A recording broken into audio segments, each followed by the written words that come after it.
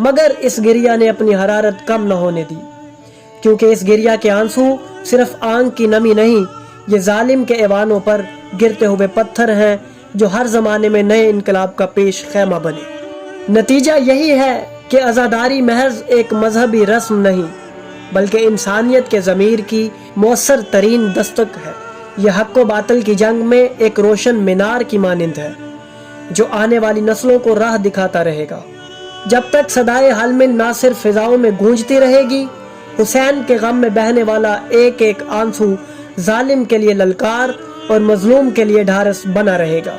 यही वजह है कि इमाम आली मुकाम की याद मनाना, उनकी कुर्बानी को जिंदा रखना और उनकी मजलूमियत पर आंसू बहाना ता कयामत एक बुनियादी फरीजा रहेगा।